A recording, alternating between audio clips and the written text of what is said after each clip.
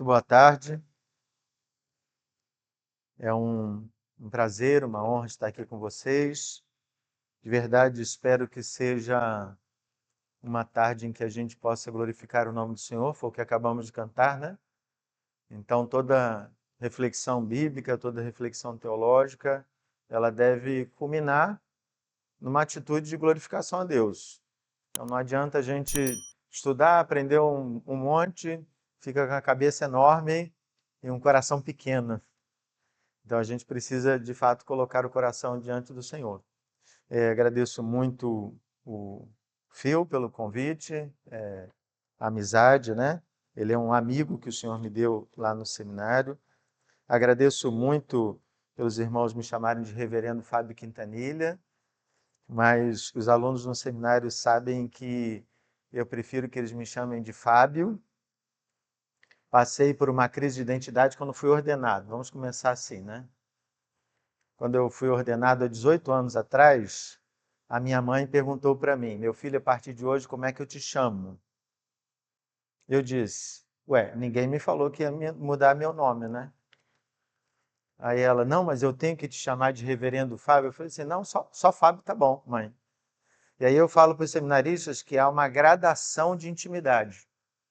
Quem me conhece agora me chama de Fábio, quem passa um tempinho vai me chamar de Fabinho, e alguns muito íntimos vão chamar de e aí, Binho? Aí, beleza. Ok? Mas como nos apresentamos hoje, Reverendo Fábio está valendo. Mas por que eu faço essa brincadeira? Eu sou professor da área de missão.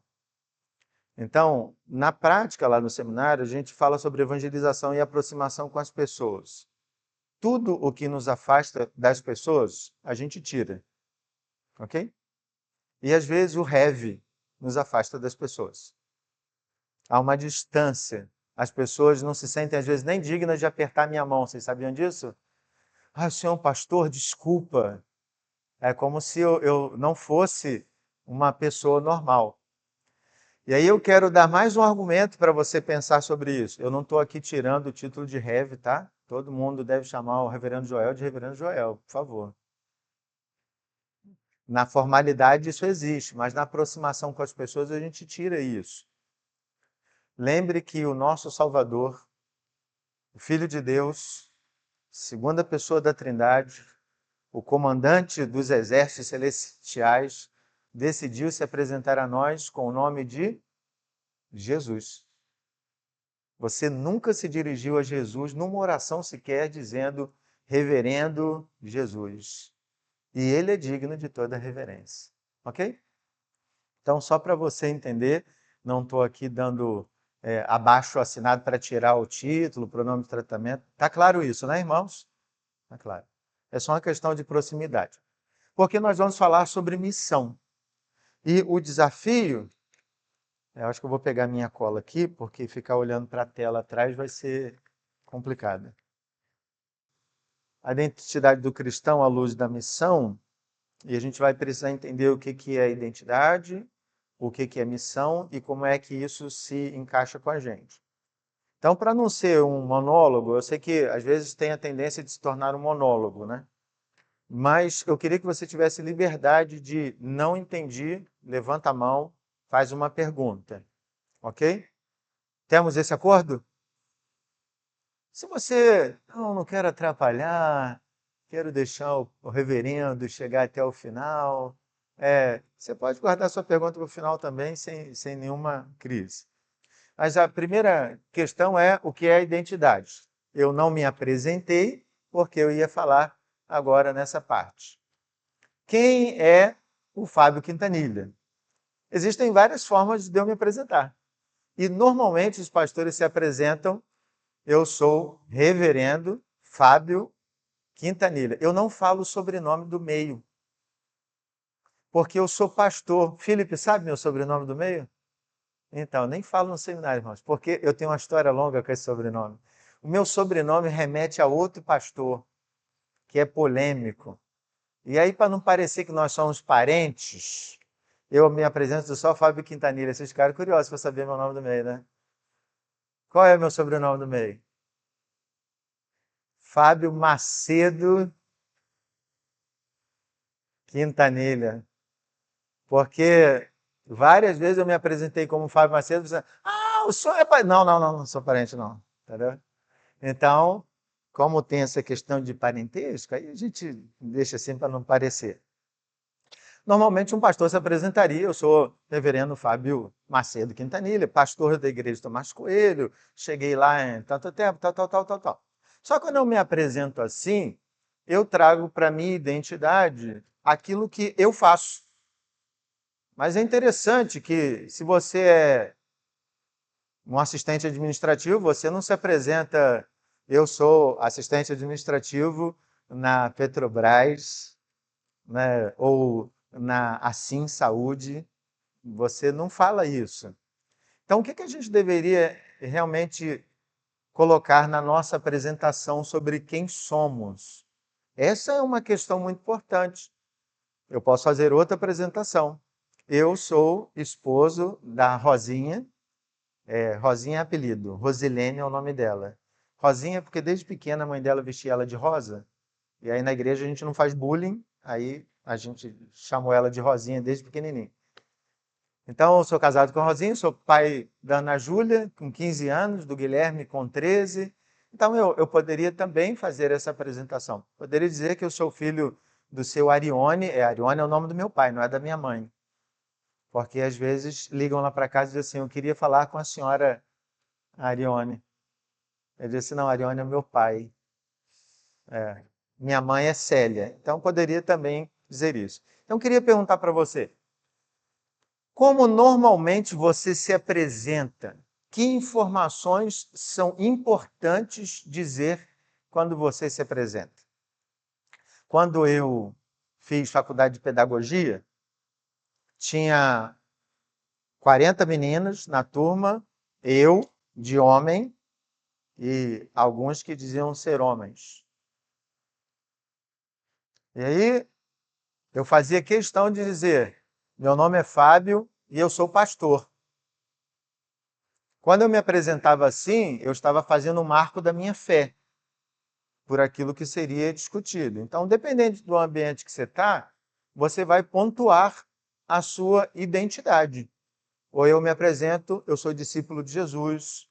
Então, eu queria perguntar para você assim, não precisa se responder em voz alta, mas se eu pedisse para você se apresentar, o que você acha que seria importante dizer para mim e por quê? Por quê? Isso vai definir a nossa identidade. Então, continuando, é claro que a formação da nossa identidade, ela é composta de muitos itens, mas eu separei pelo menos dois com alguns aspectos ligados aí.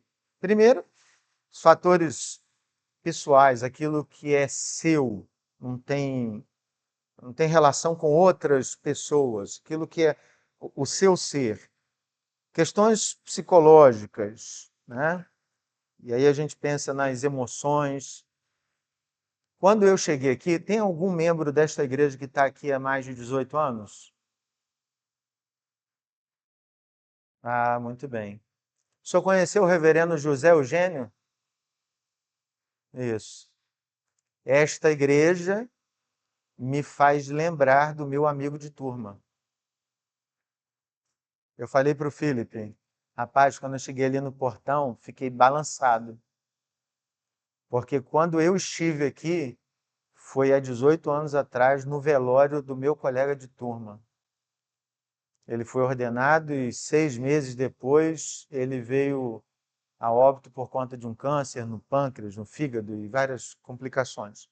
O templo não era aqui.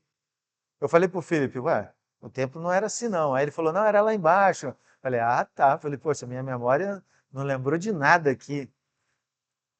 Então percebe, na construção do Fábio, eu carrego sentimentos, percepções ligadas a várias coisas que eu não consigo nem contar. Eu só dei um exemplo de um lugar, de um momento, de uma relação de amizade.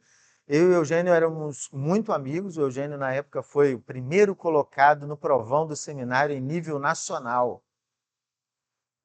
Um senhor extremamente capaz, presbítero da Igreja Presbiteriana do Rio de Janeiro, na época, um homem de Deus, e realmente foi uma perda muito grande para nós, né? Foi o primeiro da nossa turma a ser ordenado e ele está com o Senhor, né? Isso não, a gente não tem dúvida. Mas eu falo de como isso me impactou. No velório dele tinha 37 pastores. Isso.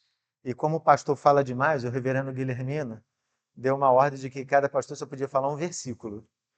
Aí a gente passava no púlpito, falava o versículo e saía. Foi ótimo. Foi uma instrução ótima. Então, o Fábio tem medos, alegrias, tristezas, traumas. Isso construiu o Fábio. Não dá para controlar ou medir quantas coisas foram essas, né? Eu tenho uma cola que eu não enxergo, não adianta muito, né? As experiências de vida, coisas que eu passei, coisas que eu sei, coisas que eu experimentei que são próprias de mim. Eu fui capelão em unidade terminal de hospital, no INCA 4, unidade paliativa. Vi 486 pessoas irem a óbito. Isso construiu quem é o Fábio. A minha perspectiva sobre a morte, a minha perspectiva sobre a vida. Depois de você ver tanta gente morrer, você fica meio zen, olhando para o sol e diz assim, que beleza, hoje tem sol. Né? Eu vejo, né? Às vezes você até fez isso e peça perdão a Deus se você fez isso. Às vezes você olha para o sol e diz assim, caramba, hoje está um calor do inferno. Acho que o Criador, de alguma forma, se entristece com isso, né? Porque acho que no inferno não tem sol, não, irmãos. Lá o calor é outra coisa. E esse sol tão maravilhoso que o Senhor nos deu, a gente só percebe a falta dele quando a gente, por exemplo, está internado. Quando você passa meses internado, você diz, caramba, isso vai construindo quem é a gente. Então, eu sou quase um Highlander, né? Só vai entender a piada quem é velho. Porque Highlander é um filme que já saiu há muito tempo. Aí os irmãozinhos assim, entendi. Muito bem. Eu fiz 10 cirurgias. Eu sou PhD em cálculo renal. Se você falar onde está a dor, eu digo assim, não, o cálculo já está no ureter, está indo na direção da bexiga, só foi uma movimentação simples, vai parar, você toma o remédio tal e está tudo certo. 10 cirurgias, mais de 20 internações, desde os 15 anos de idade. Eu tenho 45, aí você faz a conta e você percebe que a experiência formou quem é o Fábio. Crenças e valores. Eu sou cristão de berço, igreja presbiteriana desde pequenininho. Fui criado numa igreja bem radical, bem conservadora. Escola dominical, mulheres numa classe, homens na outra. Só para você entender o nível, né? Só faltou o véu. Não tinha véu na igreja, mas era bem conservadora. E outros aspectos formaram o fato. Na questão social, você tem as relações interpessoais. Eu sou filho de pais que estudaram pouco. Meu pai tem segunda série primária, minha mãe quarta série primária. Isso fez com que os meus pais fizessem com que a gente desse todo o valor ao estudo, porque eles não tiveram condição de estudar. Isso é bem interessante, porque isso não é só a minha história. A história de muita gente que se dedicou ao estudo é porque tiveram pais que não tiveram oportunidade de fazer isso. Às vezes tem uma juventude aí que tem uns pais com uma boa formação e essa juventude não está nem aí para o estudo dos pais e não querem aproveitar nada. Se tem alguém aqui nessa condição, eu quero dizer para você ter juízo, né? E mudar enquanto você pode, porque o tempo realmente passa. Eu fui construído num ambiente familiar, uma família aglutinada, a gente faz tudo. Eu estou casado há 22 anos, mas eu vou passear no feriado de novembro e eu vou levar meus pais e minha sogra. Percebeu como é que eu sou crente, né? Então, esse é o meu relacionamento. Eu vejo igreja assim, todo mundo junto, ideia de família. Essa é a minha construção social.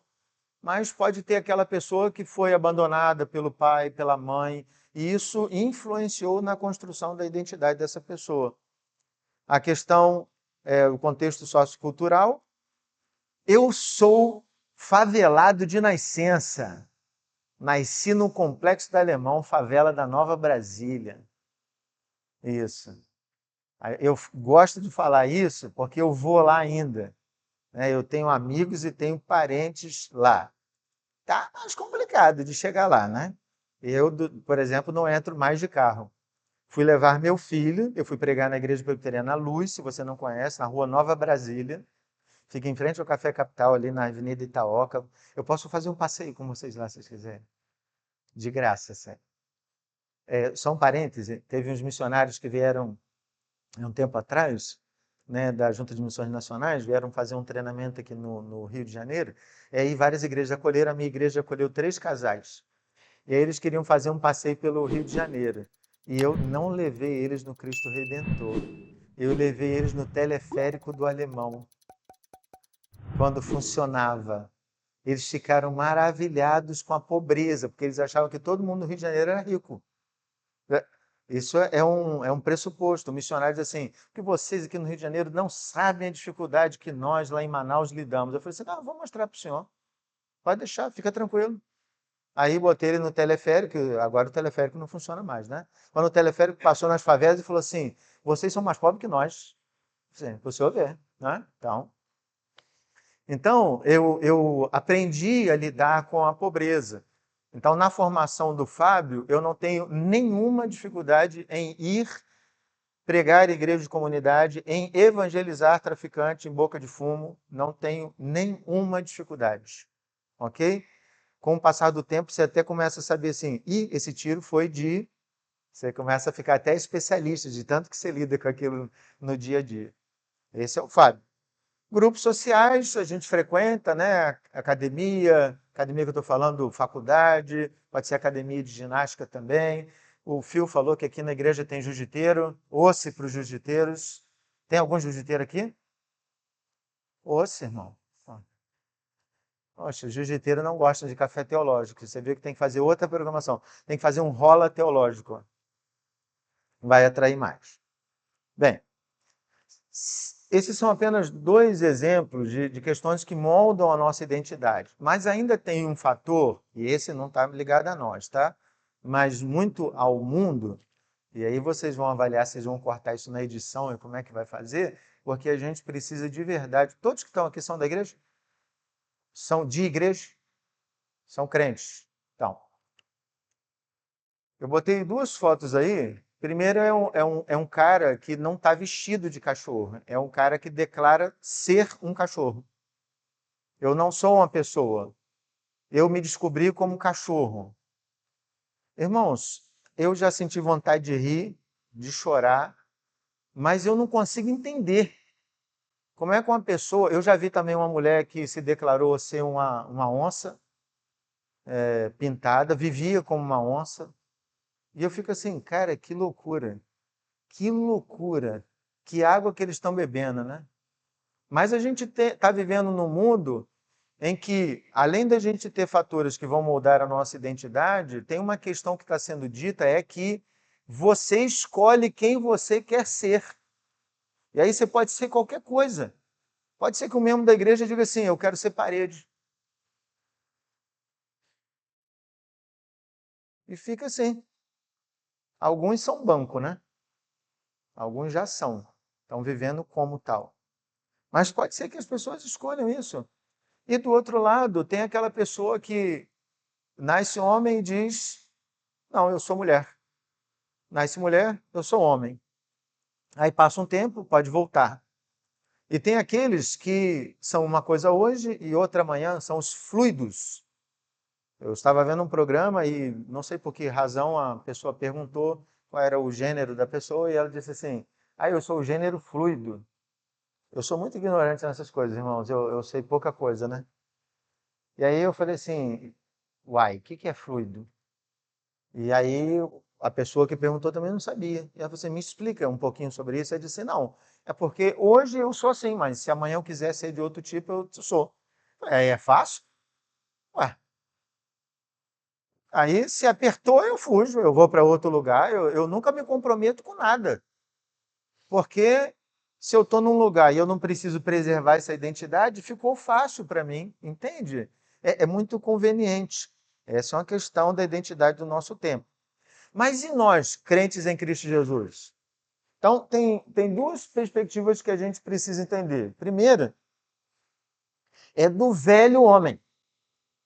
ali identificado como old, né? Do velho homem. Eu fico muito triste, eu nem vou fazer essa pergunta aqui, porque eu tenho certeza que os irmãos vão acertar, mas eu fico muito triste quando eu pergunto numa igreja o que os irmãos são, e aí às vezes fala assim, nós somos pecadores.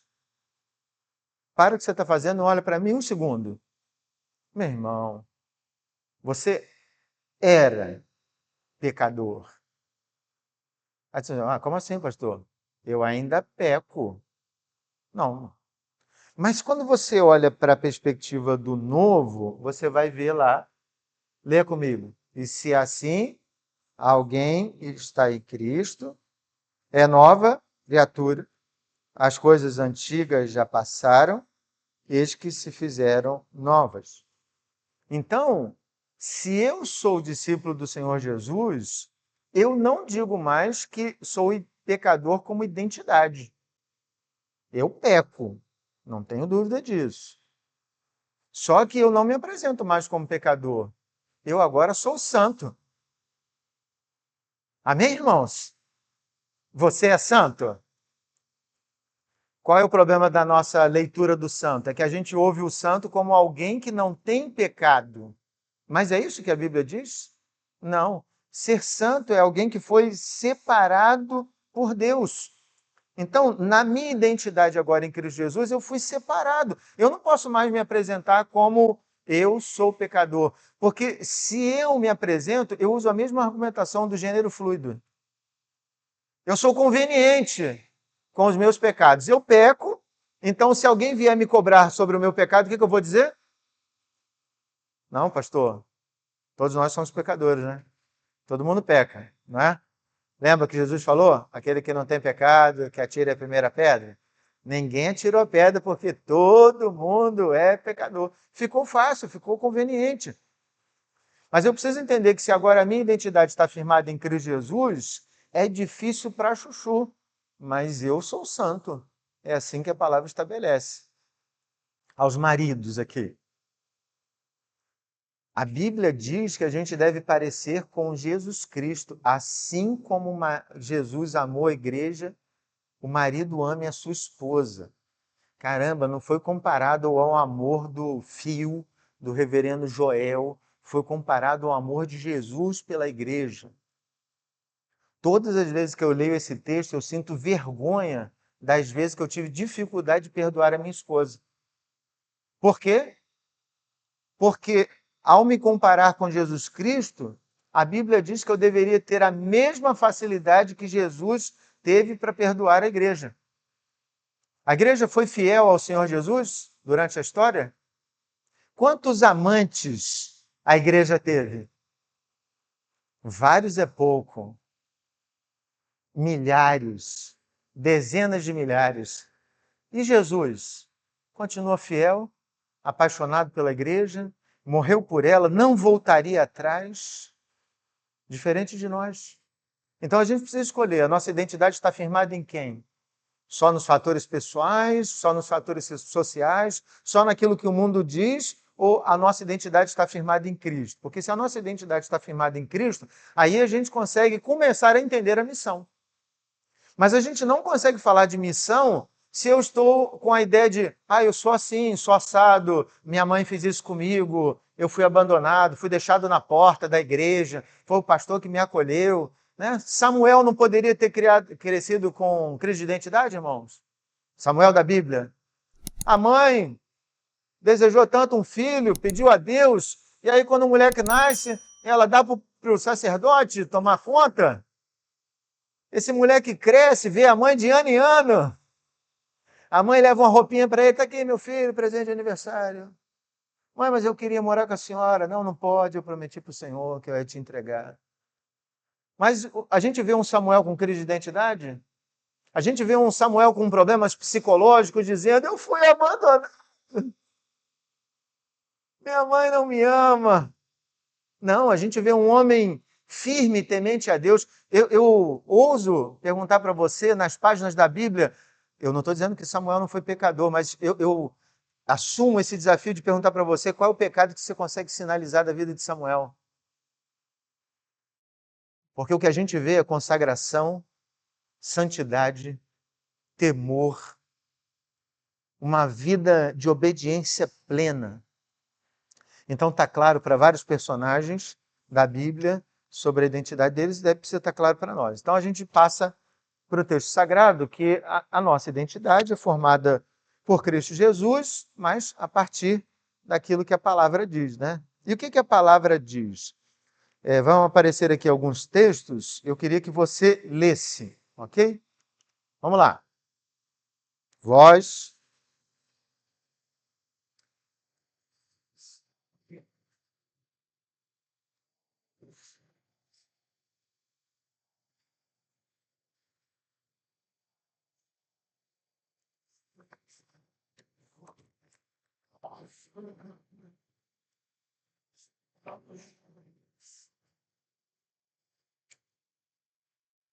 acho interessante que Jesus estava pregando para uma multidão. E naquela multidão devia ter gente crente e não crente.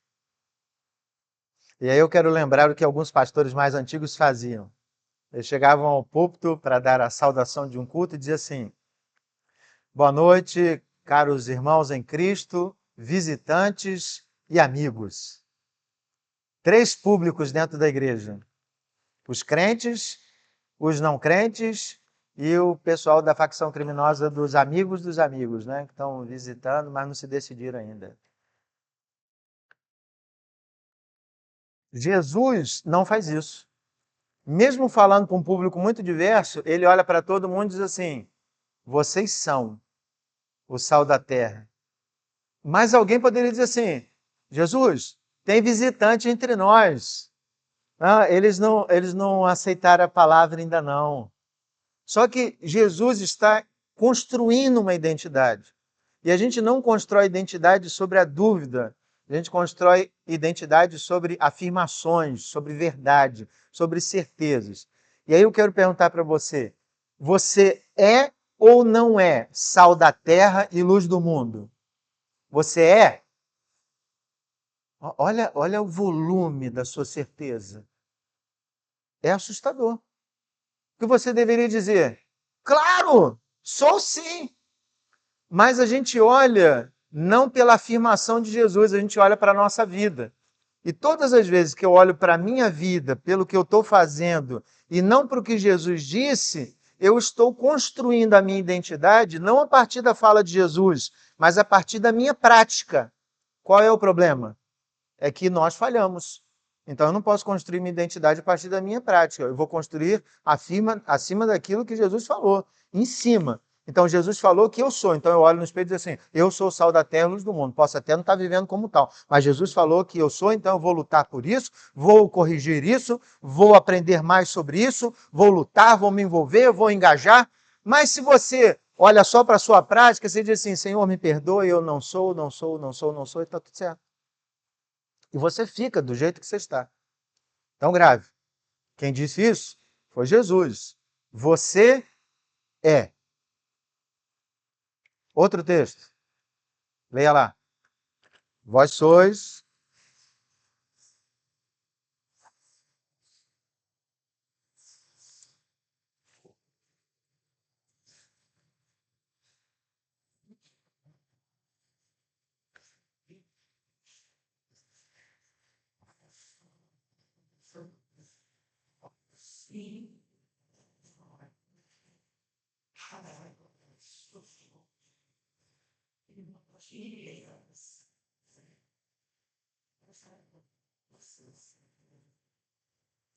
Grava isso, irmão. Quem coloca a dúvida no nosso coração não é o nosso Senhor, é o maligno. As palavras bíblicas sobre a nossa identidade são sempre afirmações. Então, o texto bíblico precisa de pastor para interpretar? Você é o quê? De acordo com o texto. Nação santa, povo de propriedade exclusiva. Percebeu? O texto diz que você é, mas não é você é pelo que você faz. Você é por causa daquilo que Jesus fez no seu coração. A obra de Jesus não pode ser anulada por nós. Tá claro isso para você? Isso aqui não é novidade para nenhum de vocês, eu acho. Mas eu estou falando e reforçando para você entender que a nossa identidade, ela precisa estar firmada em algum lugar. E mais, em alguém. Porque se eu olho para a minha construção familiar, se eu olho para a minha construção social, se eu olho para a sociedade, a minha identidade vai ficar prejudicada. Então eu olho para a palavra e percebo em Jesus Cristo o Adão que não pecou e ele é a nossa referência.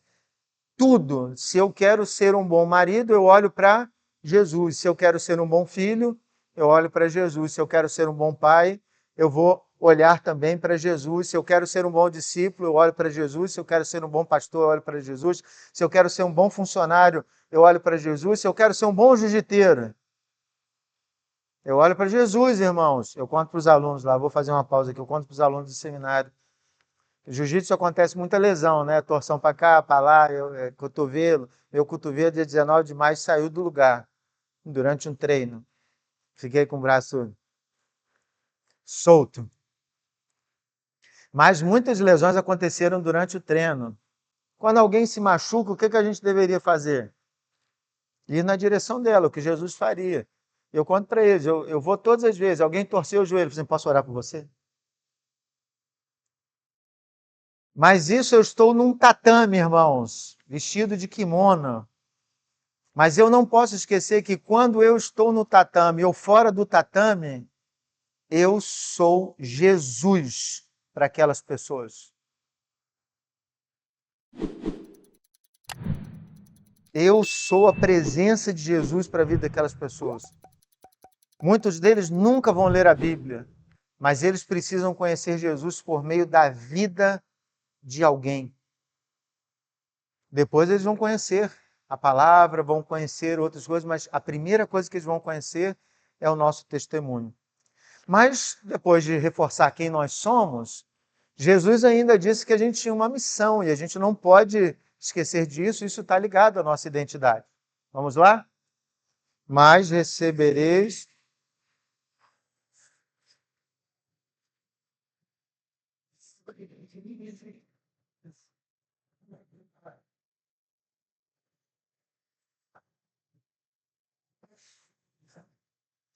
Eu tenho 2 filhos, falei para vocês, e o legal de ser pai é que você vai aprendendo um senso de humildade. Porque geralmente a gente pede alguma coisa para os filhos e eles não fazem. Os pais riem, né? Quando eu falo isso. Eu fico percebendo quantas vezes Deus já pediu coisas para mim e eu não fiz. Quando os meus filhos não fazem, eu fico para morrer, irmãos. Chateado ao extremo. Falo que eles estão desonrando a palavra de Deus. Eu tenho várias palavras pesadas para isso. Mas é engraçado que quando a gente desobedece a Deus, a gente não tem o mesmo sentimento de culpa, né? E aí Jesus falou para nós que ao descer sobre nós o Espírito Santo, nós seríamos suas testemunhas. Ele não pediu, não. Ele disse que nós seríamos por causa daquilo que recebemos. Ao receber o Espírito Santo, nós somos testemunhas dele. Só que a palavra para testemunhas no grego é mártir. Vocês sabiam disso? É aquele que dá a vida por Jesus. Não é aquele que fala de Jesus. É aquele que experimentou e entrega sua vida com profundidade ao ponto de não ter nenhuma preocupação se vai morrer. Jesus falou que nós somos suas testemunhas. Se você se perguntasse agora quantas vezes você falou de Jesus durante essa semana, talvez você ore assim: Senhor, tem misericórdia de mim. Não falei do Senhor para ninguém essa semana. Mas isso muda a afirmação de Jesus? Não, não muda. Tem que mudar a sua prática. A partir do momento que você entende quem você é, então você vai viver a partir dessa identidade. Bem, se você entende isso, você precisa entender que na Bíblia existem 2 perspectivas de missão. A missão centrípeta e a missão centrífuga. São temas de teologia bíblica de missão que o Filipe estudou, tá, irmãos? Isso a gente discute por um bom tempo lá no seminário, mas para você entender. Vamos lá, então vamos falar sobre missão centrípeta. O que é a missão centrípeta? É a missão que aponta para o indivíduo, aquilo que o indivíduo faz. Esse indivíduo não saiu, esse indivíduo não falou, apenas a existência desse indivíduo. Então vamos ler aí o texto.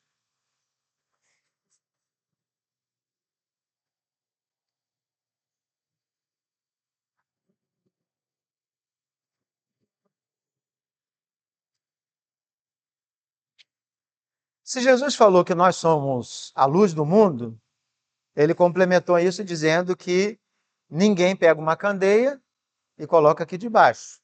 Se faltasse luz, a gente colocaria no ponto mais alto para que a luz chegasse para as outras pessoas. Então, ele diz quem nós somos e, a partir de quem somos, o posicionamento que devemos assumir. Ou seja, nós devemos estar presentes no mundo. E a nossa simples presença no mundo abençoa as pessoas, porque o Jesus que está em nós transborda e a nossa fala, o nosso olhar, o nosso acolhimento abençoa a vida das pessoas que estão ao nosso redor. Quem nunca, como crente, chegou em determinada situação e alguém disse para você assim: você é crente, não é? Mas por quê? Você estava com a blusa da igreja? Não, irmãos. As pessoas olham para nós e elas veem algo diferente. Elas não sabem explicar, elas não sabem o que é, mas elas sentem, percebem, entendem, porque isso está em nós. Olhando para o povo de Israel. O povo de Israel tinha alguns desafios enquanto povo. E se o povo de Israel fosse simplesmente obediente, ele cumpriria o que a gente chama de missão centrípeta. Qual é a ideia de guardar as festas? Lembrar a obra do Senhor. Então, se o povo guardasse a Páscoa, lembraria da vida que foi dada em lugar da morte que foi dada para os egípcios. Se o povo guardasse a festa dos tabernáculos, lembraria o tempo que eles caminharam pelo deserto e não tinha muro, nem concertina, nem alarme para protegê-los, mas ninguém atacou o povo enquanto eles estavam no deserto. Alguém atacou o povo de Israel enquanto eles estavam no deserto? Eles foram mortos assim repentinamente, de madrugada, todo mundo tinha que tirar serviço, quarto de hora, porque senão todo mundo seria assassinado. Deus deu essa instrução? Não, por quê? Porque Deus guardava. Então, a vida do povo de Deus, a simples existência de guardar as festas, era um testemunho para as outras nações de que esse povo servia a um Deus poderoso. E aí a gente fala das vitórias nas batalhas. Irmãos, tem uma frase que é minha. Se você disser, você diga assim: eu aprendi uma frase com o Fábio. Deus tem senso de humor. Essa é a frase. Deus vai conquistar a terra prometida. E ele diz assim, nós vamos conquistar a terra prometida. E aí, irmãos, Deus convoca um exército de músicos. Que sentido isso faz? Nenhum. O pessoal vai tocando em volta da cidade, tal, vai tocando. E aí, quando tocasse pela 7ª vez, todo mundo tinha que dar um grito. Faz esse teste, irmãos. A gente tem até vergonha de gritar. Vamos fazer um teste aqui. Imagine que eu toquei agora a 7ª vez e você está o povo diante da muralha, ok? Quando eu fizer, você vai dar o grito. Pá! Irmãos, não cai nem reboco podre com esse grito. Você imagina o povo de Israel. Gente, que vergonha. Percebe? Isso não é só senso de humor divino. Deus está dizendo para o povo que se ele fosse obediente, as nações temeriam. E quando o povo grita, o que acontece com as muralhas, irmãos? Caem. Não teve catapulta, não teve dinamite, não teve lança, não teve flecha, não teve nada, irmãos. Teve só grito. Pode ser daí que surgiu aquela expressão ganhar no grito, né? Só tem grito, irmãos. Mas se o povo fosse obediente, as coisas aconteceriam. Isso é missão centrípeta, ou seja, quando você obedece, quando você segue a Deus, você faz aquilo que Deus está mandando, parece loucura, mas é testemunho para outras pessoas de que você serve a um Deus poderoso. Também vale a guarda dos mandamentos, os testemunhos e tudo mais. Ou seja, a vida de Israel, a simples vida de Israel, de obediência, era uma vida de missão. Só que há uma promessa de que isso seria ampliado a partir de Abraão. Então leia comigo aí.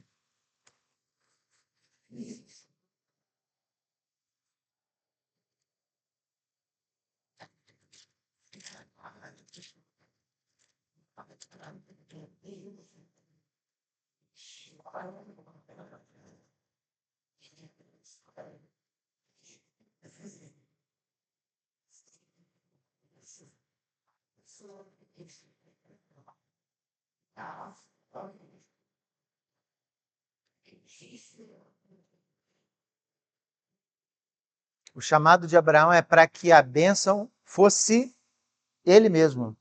Se tu uma bênção, seja você a bênção.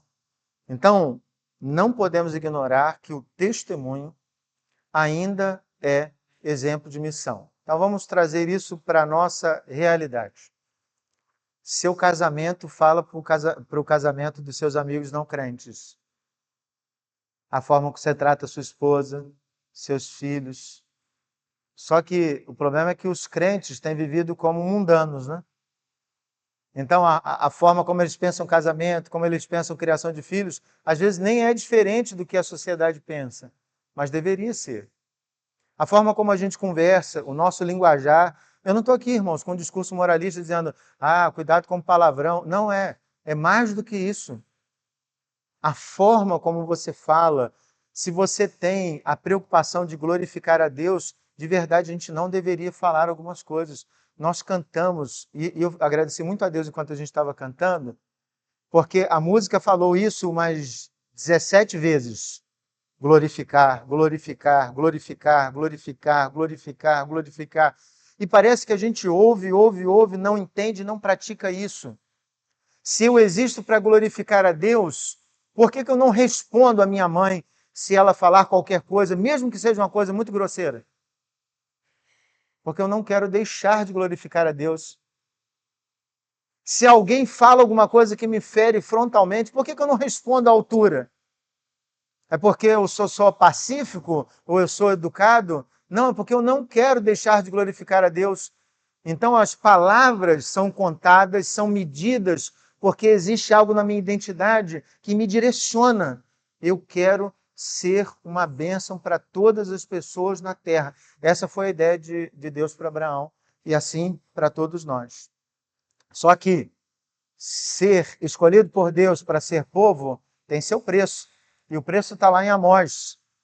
De todas as famílias da terra, somente a vós outros vos escolhi. Portanto, eu vos punirei por todas as vossas iniquidades. O que o texto bíblico está dizendo? Se nós, enquanto povo de Deus, fomos escolhidos, Deus exige de nós o preço da responsabilidade.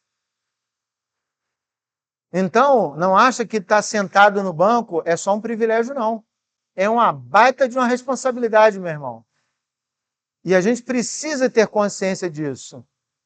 Quando eu me calo, quando eu deixo de fazer aquilo que Deus espera de mim, eu estou ignorando aquilo que o Senhor colocou sob responsabilidade na minha vida.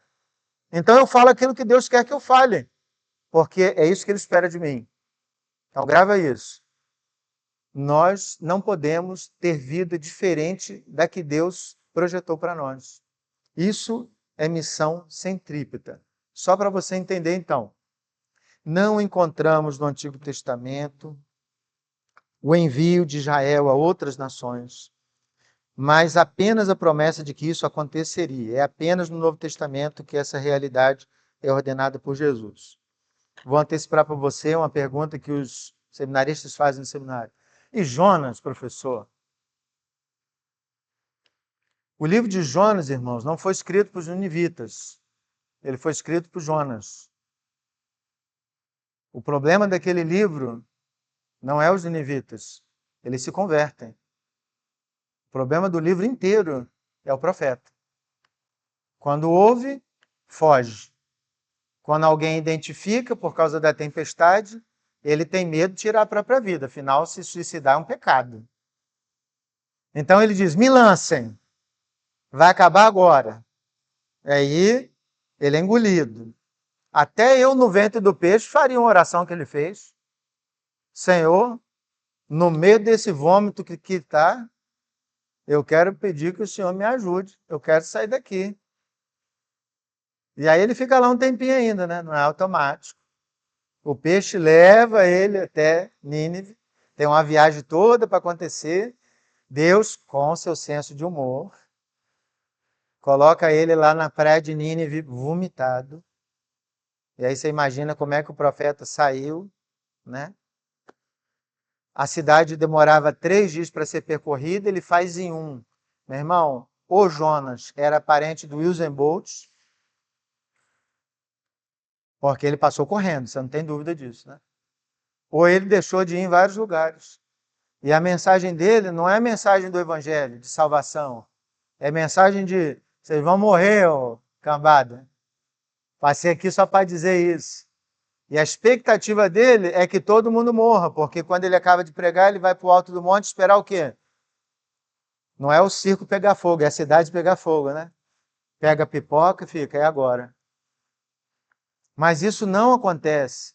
Vem a plantinha, vem o verme que mata a plantinha, e aí o livro termina igual Linha Direta, outra expressão só para quem é velho, né? Quem assistiu o programa Linha Direta, no final os irmãos riem porque vocês são velhos, né? Igual eu. É. Desculpa pelo velho.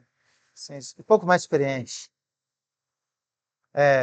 Linha Direta era um programa, para vocês que são novos aí, não conheceram a impressora Wi-Fi. Impressora Wi-Fi do nosso tempo chamava mimeógrafo. Impressora Wi-Fi. Aos irmãos viciados no álcool cheirava o álcool da prova. Aí os outros assim, de que ele está falando, gente? O que é isso, né? Procurem na internet. No final do livro, Deus faz uma pergunta, igual o programa Linha Direta. Aparecia uma cena e assim, se você quer que isso aconteça, ligue 0300. Se você quer que isso aconteça, ligue 0300, não sei o que, tal, tal, tal. O livro de Jonas termina, Jonas, o que eu faço com 120 mil pessoas que não sabem discernir entre a mão direita e a mão esquerda? E o livro termina, irmãos, com uma pergunta, porque a grande questão não é Nínive, é o profeta. Então grava que Jonas não foi escrito como livro missionário. A gente pode até falar sobre missão lá, tá? Sobre desobediência, sobre o que não fazer, sobre rebeldia, um monte de coisa. Mas a gente não vê um missionário ali. A gente vê um profeta que precisa ser tratado. Ele tem uma identidade que foi distorcida pelos próprios ninivitas. Ele tem raiva, ele carrega raiva daquele povo. Ele não consegue falar sobre graça. Então a gente não encontra no Antigo Testamento esta perspectiva. No Antigo Testamento, só passando rapidamente, a gente vai encontrar promessas de que isso vai acontecer num tempo. Então está marcado aí em Isaías 49, também te dei como luz para os gentios. Mas o Israel não falou com os gentios no Antigo Testamento. Isso só vai acontecer onde? No Novo Testamento. Então a gente entende que isso é uma palavra profética de algo que estava para acontecer. E esse texto aqui, irmãos, um texto de graça no Antigo Testamento. Preste bastante atenção. Esse eu vou ler só o primeiro versículo para você entender a expressão da graça. Todos vós os que têm sede, vinde às águas. E vós, os que não tendes dinheiro, vinde, comprai e comei. Sim, vinde e comprai sem dinheiro e sem preço, vinho e leite. Como é que você compra alguma coisa sem dinheiro? Como é que você compra alguma coisa sem dinheiro? Porque alguém pagou o preço por você. Muitas vezes você pode ter lido Isaías 55 e nunca viu Jesus. Mas esse verso fala sobre quem? Sobre Jesus. Vinde as águas. Quem se apresenta, irmãos, como a água da vida? João capítulo 4, o próprio Jesus. A primeira apresentação de Jesus como Messias é para uma mulher samaritana. Jesus escolheu bem para quem se apresentar, né? Ele não foi na rádio, não falou com os líderes judaicos, ele falou com uma mulher de completa inexpressão na sua sociedade. Bem, a gente chega então em Jesus. Jesus tem vários aspectos da sua vida, para não dizer todos, que ele deixa claro de que existia uma missão. Primeiro, ele escolhe 12 discípulos e os envia. Os números na Bíblia, irmãos, eles não são apenas simbólicos, não, eles são representativos. Okay? Quando Jesus escolhe 12 discípulos, o símbolo é que ele está escolhendo o Israel de Deus. As 12 tribos estão sendo chamadas. Não significa necessariamente que cada discípulo ali precisa ser de uma tribo, mas esse número 12 aponta para o povo de Deus. E esse povo é enviado. E nós vamos ler esse texto. A segunda questão é que Jesus atravessa o Mar da Galileia inúmeras vezes. A gente fala que isso na missiologia é um sinal daquilo que o povo deveria fazer. O que tem dos lados do Mar da Galileia? Um lado é judaico, o outro lado é gentílico. Um lado é judaico, o outro lado é gentílico. Então, várias vezes Jesus atravessa e ele foi, por exemplo, encontrar um endemoniado gadareno. Em um dos evangelhos, o endemoniado que está endemoniado por uma legião faz uma pergunta: por que vieste nos perturbar antes do tempo? Ué, tinha horário marcado? Por que o demônio reclama que está acontecendo antes do tempo? Porque o maligno sabe que a perspectiva do evangelho chegar aos evangelhos, aos gentios, é pós-ressurreição. Só que Jesus vai até o mundo gentílico para dizer para o seu povo de que eles deveriam fazer isso. Ó, tá vendo? Eu atravessei. Porque se Jesus não fizesse isso, o primeiro argumento que nós teríamos é: Jesus nunca foi em direção aos gentios. Teríamos ou não teríamos esse argumento? Claro que a gente teria. Jesus nunca fez isso, mas ele foi. Então ele foi para quê? Para mostrar para nós que esse seria o movimento. Ele pisa em terras gentílicas. Mulher Ciro-Fenícia. A mulher entende. Poxa, os cachorrinhos também comem das migalhas que caem da mesa. Duríssimo. Jesus diz: eu não vim para vocês, não. Sim, mas Jesus responde àquela mulher para mostrar o quê? Que a sua graça também é para os gentios. Então, esse é um movimento que precisa acontecer. As parábolas do reino, todas as parábolas falam sobre gente. Parábola da rede, vem peixe de todo tamanho, de toda sorte de espécie. E ele diz assim, não se preocupe em separar. Está falando de quê, irmãos? Está falando de gente. Parábola do semeador, está falando de quê? De corações, de gente. Jesus está dando sinais nas parábolas de que o reino tem esse valor, de que precisa ser pregado. E aí a gente pode falar do contato de Jesus e todas as ações de Jesus, né? Mas, para ficar mais claro, abra sua Bíblia em Mateus 10, para você entender por que a gente fala de missão.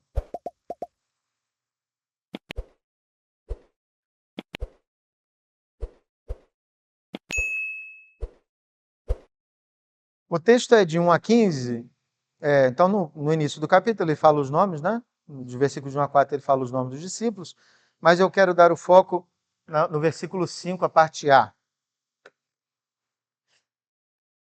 que diz: a esses 12 enviou Jesus, dando-lhes as seguintes instruções: não tomeis rumo aos gentios, nem entreis em cidade de samaritanos. A palavra enviou no grego é apostelo, daí apóstolo. Apóstolo não é um título. Apóstolo é o mensageiro, o representante. E isso é bem curioso, porque há uma cena, não estou aqui validando o The Chosen, tem gente que tem crise, tem gente que santifica o The Chosen, mas tem algo muito interessante numa das cenas do The Chosen, porque é uma perspectiva que eu entendo a partir dos estudos, que é o espanto dos discípulos quando eles ouvem de Jesus que eles seriam apóstolos. Porque na concepção judaica, você estuda com o rabino a vida toda para algum dia se tornar um rabino, mas não falar em nome daquele rabino. Jesus chama os discípulos, eles ficam todos felizes porque foram escolhidos por Jesus para serem alunos, mas aí, 5 segundos depois, Jesus olha para eles assim, ó, e agora eu envio vocês. Ué, não entendi, mas e os 3 anos de formação que a gente deveria ter? Eles são enviados, porque esta é a perspectiva da identidade do reino. Ninguém é chamado por Jesus para ficar. Nós somos chamados para sair, para ir. Daí a ideia de igreja, né, do termo eclesia, daí a ideia de apostelo. Então, quando os apóstolos ouvem isso, eles são enviados e eles recebem autoridade. E nesse momento Jesus é claro para dizer, não vão para o território gentílico, ainda não é a hora. Mas em Atos 1,8, o que a gente leu já? Que eles agora deveriam ir para o território gentílico, porque chegou a hora. Então, a identidade deles é construída nessa perspectiva de envio. Alguém poderia dizer assim, os apóstolos foram enviados. Por isso que Jesus intencionalmente enviou 70. Lucas capítulo 10. Por que Jesus envia 70? Mais uma vez está o número. O número 7 é o número da representatividade, da perfeição. E o 70 é aquela ideia de que eu não estou numerando, não é simplesmente um número. Está apontando para aquele meu povo, aqueles que eu envio. Ele escolhe 70 que não são os discípulos. Porque se só os discípulos tivessem sido enviados, a igreja teria toda a justificativa para não fazer missão. E olha para mim, vários teólogos hoje usam o texto de Marcos 16,15 e dizem que aquele texto tem aplicação apenas para os apóstolos. Dizendo que não cabe mais à igreja fazer missão porque aquilo foi designado aos apóstolos. Só que a gente passa por cima de que Jesus também escolheu outros 70 com que intenção? E deu a mesma autoridade que deu aos discípulos, aos 12, para mostrar que isso não ficaria preso a um grupo específico, mas a toda a igreja. Então, nessa perspectiva, Jesus disse, eu os envio por todo mundo, né? Eis que vos envio como cordeiros para o meio de lobos, está em Lucas 10,13, é o uso da mesma palavra apostelo. Então, o que significa para nós? Que a partir disso tudo, a gente consegue ler isso aqui. Ir por todo mundo e pregar o evangelho a toda criatura. O diferencial não está no ir. Jesus não manda a gente ir, irmãos. Eu saí da igreja, talvez eu esteja falando um pouco mais lento, eu estou participando de um acampamento da UPA, da minha igreja. Dormi na igreja essa noite. Não dormi, porque eles não me deixaram dormir. Eu fui deitar, eram 3 horas da manhã. Acordei 5h30. Isso. Eles não deixam o pastor tirar cochilo. Vim para cá. Então eu fiz movimento. Saí da minha casa, em Realengo, fui para Cavalcante. Olha como é que o ir acontece. Saí de Tomás Coelho, vim para cá. Quando acabar, eu vou voltar para lá. Amanhã eu vou voltar para casa. Então o ir acontece várias vezes. Jesus não manda a gente ir, porque o ir é algo normal da vida. Você vai para vários lugares. O diferencial é o pregai. Ele diz assim, ó, agora você precisa ter a intencionalidade. Quando você for, fala sobre mim. Você tem que levar às pessoas uma mensagem. Então, todos os dias antes de Jesus, eu tomava um ônibus. Entrava no trem, no metrô. Mas depois de Jesus, o que deve acontecer? Eu preciso entrar nesses mesmos lugares, ir para esses mesmos lugares, mas eu preciso ter a intencionalidade de falar de Jesus. E é aí que a gente esbarra, né? Porque a gente se justifica. Eu tenho vergonha. A sua identidade é formada por vergonha? E a palavra de Paulo a Timóteo, Deus não nos deu espírito de covardia. Pancada para quem se escondeu atrás da vergonha, né? Então, a gente não pode ter vergonha, porque a minha identidade agora é formada em Cristo, irmãos. Então eu preciso aproveitar todas as oportunidades. Todas. Sexta-feira passada eu sepultei meu sogro, não essa, não ontem, na semana passada.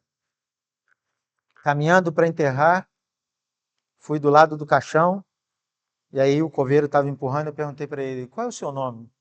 Ele disse, Adriano. Eu perguntei para ele, você conhece Jesus?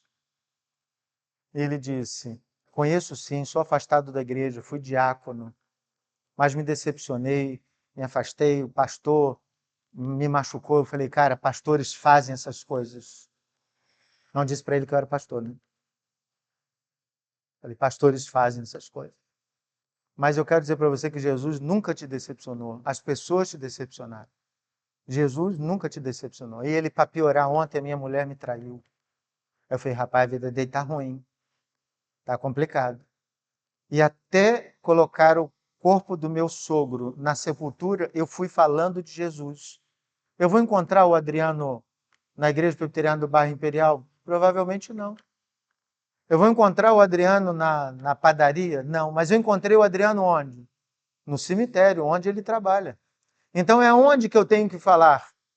Jesus me levou ao cemitério por uma circunstância da vida. E se eu estou no cemitério, porque a vida me levou ao cemitério, o que precisa fazer diferente é a minha intencionalidade. Eu já entrei 1 milhão de vezes no cemitério e não preguei para ninguém. Mas de um tempo para cá, eu não perco nenhuma oportunidade. Nenhuma oportunidade.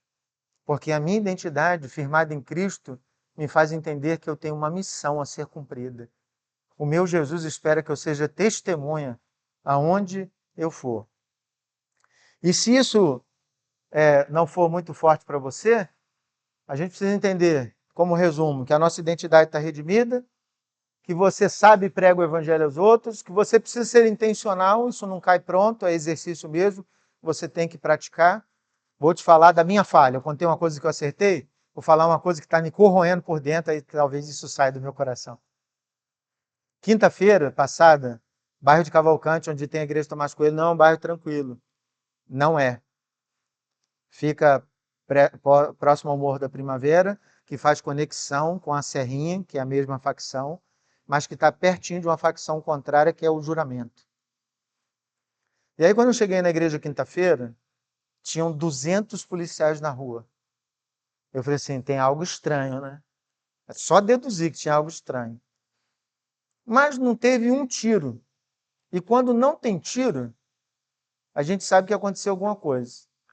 Quando deu 4 horas da tarde, o rapaz da limpeza da igreja, que é membro da igreja, o Luiz, ele me chamou lá na minha sala e falou assim, pastor, acho melhor só vir aqui na frente. Aí eu falei, por quê? Ele disse assim, estão colocando corpos no muro da igreja. Eles desceram com 4 corpos que foram mortos na mata e colocaram no muro da igreja presbiteriana de Tomás Coelho. Eu abri o portão e quando eu olhei, as minhas pernas tremeram pelo estado dos corpos, pela situação. Eu não esperava ver o que eu vi, né? Quando falou no muro, eu pensei na rua, mas estava no muro mesmo, na calçada da igreja. Qual é o meu arrependimento? Eu não consegui orar pelas pessoas que estavam lá. Aí talvez você diga assim, ah, pastor, mas eram bandidos, não sei o que, tal, tal, tal. Mas um desses meninos que foi morto, ele é um jogador de futebol que estava suspenso do futebol. Tem 10 dias que ele fazia parte do tráfico. Estava jogando em Santa Catarina, foi suspenso por desobediência ao técnico, veio para o Rio de Janeiro, se juntou com os amigos que não valem absolutamente nada, entrou para o tráfico, e aí o pai, sabendo disso, saiu lá de Santa Catarina, veio para o Rio de Janeiro, foi ao morro, tentou tirar o filho, e o filho não saiu, e ele foi assassinado na quinta-feira. Esse pai fazia parte desse grupo, eu não sabia quem ele é, eu conheci a história dele hoje. Mas eu fui para o seminário porque juntou uma grande multidão ao redor do meu carro. Eu falei assim, gente, eu não vou nem sair daqui, daqui a pouco vão tacar fogo no meu carro. E aí eu estava mais preocupado com a situação do que com a minha postura como discípulo de Jesus, entendeu? Não estou dizendo para você que sempre eu acerto, não. Às vezes eu erro e estou dizendo para você um lugar que eu errei. Talvez você agora, depois que eu acabar de falar, você diga assim, que isso, pastor? Não fica assim não, fica triste não. Não, irmão, eu tenho consciência de que eu deveria ter orado pelas pessoas que estavam ali. Eu não sei se você oraria, mas hoje, sendo quem eu sou, eu entendo que eu deveria ter agido de forma diferente. Mas eu fui embora, sem dizer uma palavra de consolo para ninguém. Às vezes a gente está ali, ó, com a oportunidade na cara, mas a gente não prega o evangelho. Então a gente precisa ter essa intencionalidade e ensinar os outros a serem como Jesus. Para encerrar, a frase simples, mas muito pesada de Charles Spurgeon. Leia comigo. Todo cristão ou é um missionário ou é um impostor. Então, só para entender que se a missão não faz parte da sua identidade, você não entendeu o que é ser cristão. Ok? Agora eu abro para as perguntas, né?